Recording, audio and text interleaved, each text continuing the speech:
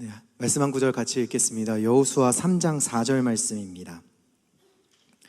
그러나 너희와 그 사이 거리가 2000규빗쯤 되게 하고 그것에 가까이 하지는 말라. 그리하면 너희가 행할 길을 알리니 너희가 이전에 이 길을 지나보지 못하였음이니라 하니라. 아멘. 양성고 목사님 뒤에 서니까 굉장히 떨리네요. 저는 작년부터 저희 가정이 간절히 기도하고 있는 기도의 제목이 하나 있습니다. 바로 새로운 생명을 위한 기도 제목입니다. 효성중앙교회로 부임하면서 이 기도의 제목은 더 간절한 기도의 제목이 되었습니다. 효성중앙교회는 저와 저희 아내 그리고 저희 가족에게 굉장히 특별한 공동체입니다. 저희 가정이 처음 출발하는 결혼식의 자리에서도 효성중앙교회 성도님들의 많은 분들이 참여해 주셔서 축복해 주셨습니다. 그리고 제가 목사로 세워지는 순간에는 중부연의 감독님이셨던 우리 담임 목사님께서 저에게 직접 안수를 주셨습니다. 효성중앙교회 그리고 담임 목사님께서는 저와 저희 가정의 가장 중요한 순간에 늘 함께 해주셨던 참 감사한 분들이셨습니다. 올해 효성중앙교회에 부임하면서 하나님의 뜻하신 바가 있어 인생의 중요한 순간마다 함께 해주신 성도님과 목사님과 또 이렇게 함께 동역할 수 있는 이 기회를 주신 하나님께 감사드리면서 이곳에서 우리 가정에 하나님 주신 자녀가 태어나고 또 그리고 이곳에서 성도님들의 축복을 받으며 또 목사님의 기도를 받을 수 있다면 우리 가정에 가장 큰 기쁨과 의미가 있겠구나라는 마음이 들었습니다. 그래서 올 한 해는 이 기도의 제목으로 더욱 간절하게 기도했던 한 해였습니다. 내년 2월이 되면 저희 부부가 결혼한 지 8년째 되는 해가 됩니다. 결혼 후 2년이 지났을 무렵부터 이제 피부과 진료로 인해서 또 갑작스럽게 건강이 나빠져 많은 약을 투약하게 된 이유로 또 그 이후에 건강을 회복하는 과정 속에서 아이를 갖고 싶었으나 의사 선생님의 만류나 어려움들이 있었습니다. 이제는 선생님도 시도를 해보라라는 이야기를 했고 저희도 더욱더 간절한 마음으로 기도를 하게 되었습니다. 그러던 올해 초에 저는 한 가지 꿈을 꾸었습니다. 제가 원래 꿈을 잘 꾸지 않는 사람인데요, 갑자기 꿈을 꾸게 되었습니다. 화분 속에 어떤 손이 나타나 씨를 심는 장면이 보인 겁니다. 그래서 그 꿈을 꾸면서 하나님이 새로운 생명을 우리 가정에 보내주시겠구나 라는 기대를 품게 되었습니다. 그리고 성도님들과의 많은 교제 속에서도 성도님들이 하나님께서 태의 문을 열어주셨다는 응답을 받았다고 제 손을 꽉 잡아주시며 이야기하는 분들도 계셨습니다. 굉장히 기뻤습니다. 설렘을 갖고 저와 저희 아내도 이런저런 이야기를 나누며 태명은 뭐로 하지? 이름은 뭐로 짓지? 이런저런 이야기들을 나누고 행복한 시간들을 보냈습니다. 이쯤 되면은 하나님께서 저희 기도에 응답하셨습니다 라는 기도의 제목과 감사의 제목이 나와야 하는데 아직까지 저희에게는 이 기도의 제목에 응답됨이 없습니다.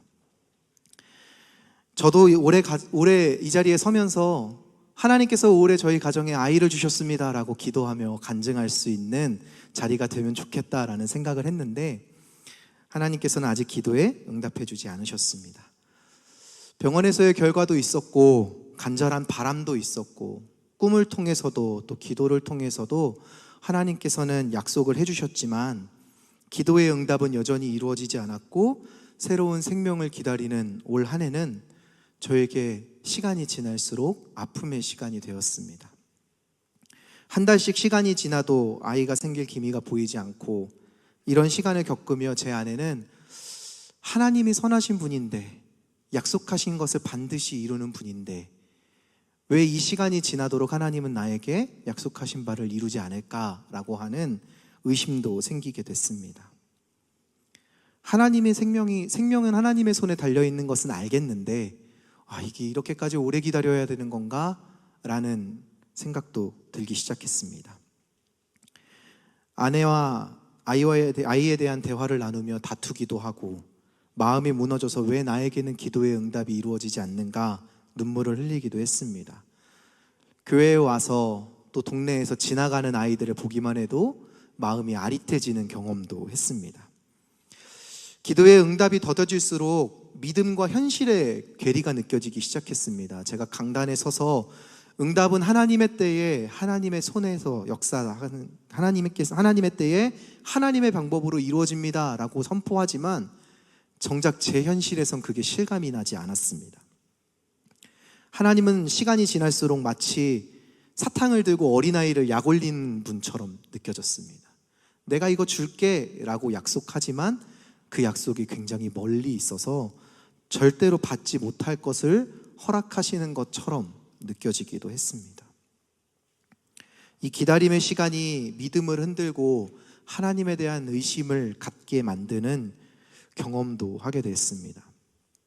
이런 시간을 보내는 저에게 하나님께서는 오늘 함께 읽은 이 말씀을 통해서 기다림에 대한 관점을 변화시켜 주셨습니다.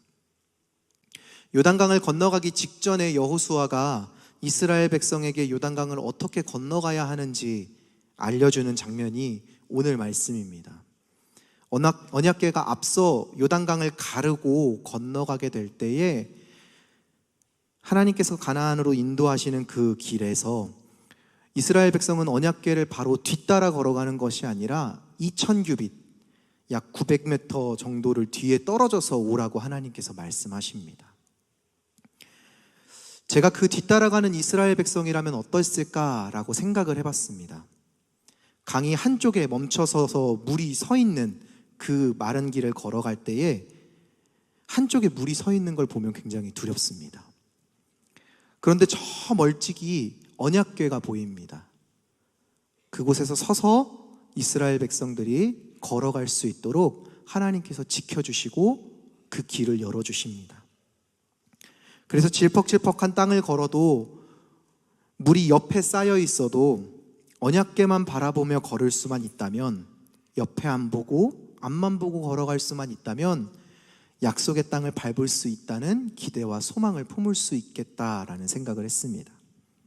저는 약속이 더디 이루어지고 제 기도의 응답이 이루어지지 않으면 않을수록 버티고 인내하며 치열하게 싸우는 시간이라고만 생각했습니다. 그래서 아이를 간절히 기다렸던 7년이라는 시간, 그리고 더 기도했던 올해라는 이 시간 속에서 빨리 이 기다림이 끝나기만을 기다리고 바랬습니다. 뒤를 돌아보며 끝이 나기만을 바랬던 시간이었던 거죠. 그런데 하나님께서는 이 기다림의 시간을 어떻게 보내야 하는지 저에게 가르쳐 주셨습니다.